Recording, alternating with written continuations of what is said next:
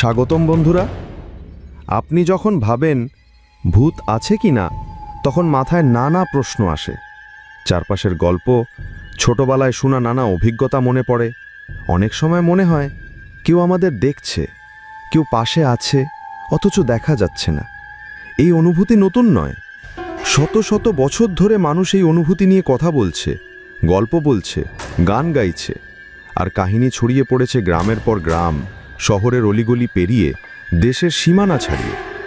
মানুষের মনের ভয়, অজানার প্রতি আকর্ষণ আর অন্ধকারের রহস্যময়তা মিলেই তৈরি করেছে ভূতের কল্পনা। কিন্তু প্রশ্ন হচ্ছে, এই ভূত বলে কিছু সত্যিই আছে কি, নাকি সবই আমাদের মনে তৈরি হওয়া এক ধরনের ভ্রম? এখানে বিজ্ঞান বলছে আমরা যা অনুভব করি তার সবটাই সত্য নয়। অনেক সময় আমাদের মস্তিষ্ক ভুল করে এবং সেই ভুলকে আমরা বাস্তব বলে ধরে নিই। ধরুন, আপনি একা একটা ঘরে বসে আছেন। হঠাৎ জানালার পাশে একটা শব্দ হলো। মনে হলো যেন কেউ আস্তে করে হেঁটে যাচ্ছে। একটু পরে জানালাটা হালকা কেঁপে উঠল। তখনই গায়ে কাঁটা দিয়ে উঠল, মনে হলো কেউ আছে।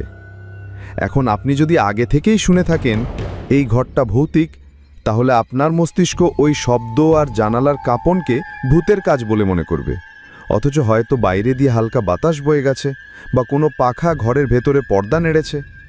বিজ্ঞানীরা বলছেন আমাদের মস্তিষ্ক মাঝে মাঝে কিছু অদ্ভুত অভিজ্ঞতা তৈরি করে।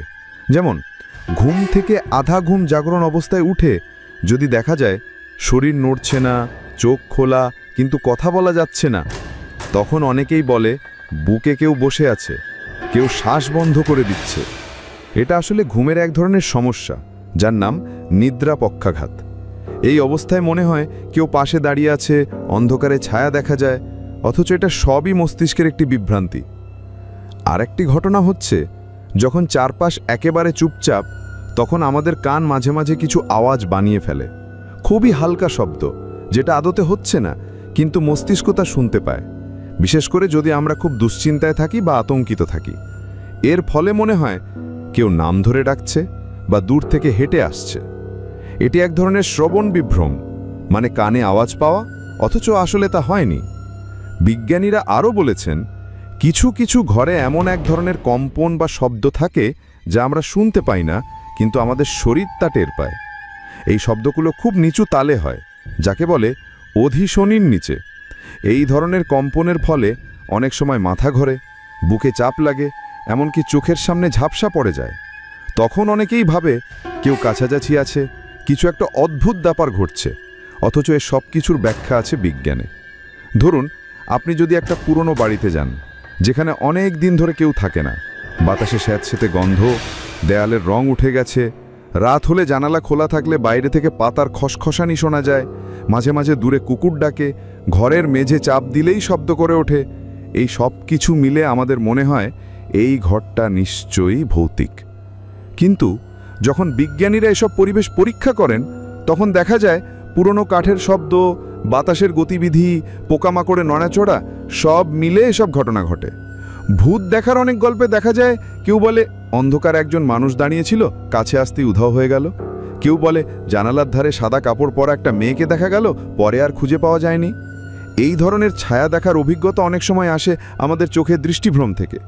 যখন আলো খুব কম, চোখ স্পষ্ট দেখতে পারে না, তখন মস্তিষ্ক আগে দেখা জিনিস থেকে মিলিয়ে একটা ছবি বানিয়ে ফেলে, এবং তখন মনে হয় কেউ দাঁড়িয়ে আছে, আমাদের দেখছে, এগিয়ে আসছে। এভাবে মানুষের মন আর শরীরের নানা অনুভূতির মিলেই তৈরি হয় ভৌতিক অভিজ্ঞতা।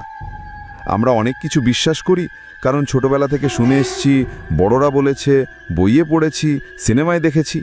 কিন্তু যখন বিজ্ঞানের কাঁচি দিয়ে সব কল্পনা কেটে দেখা হয়, তখন দেখা যায় বেশিরভাগ ঘটনা ব্যাখ্যা করা যায় একেবারেই সহজভাবে।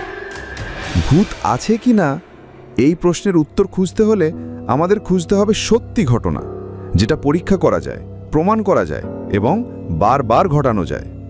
এখনো পর্যন্ত বিজ্ঞানের হাতে তেমন কোনো ঘটনা আসেনি যেটা পরিষ্কারভাবে বলবে, হ্যাঁ, এই জায়গায়, এই সময়ে, এই অবস্থায় একটা ভূত ছিল এবং সেটা আবার ঘটানো যাবে। বন্ধুরা, মানুষের অভিজ্ঞতা, অনুভব আর গল্পের জগৎ অনেক বড়। সেগুলোকে একেবারে উড়িয়ে দেওয়াও ঠিক নয়। কিন্তু বিশ্বাস করার আগে প্রশ্ন করা, খোঁজ নেওয়া এবং যুক্তি দিয়ে বিচার করা, এটাই বিজ্ঞানের পথ। এটাই সত্যের দিকে এগিয়ে যাওয়ার একমাত্র উপায়। আজকের মতো এখানেই শেষ করছি, তবে ভিডিওটি ভালো লাগলে অবশ্যই লাইক করবেন।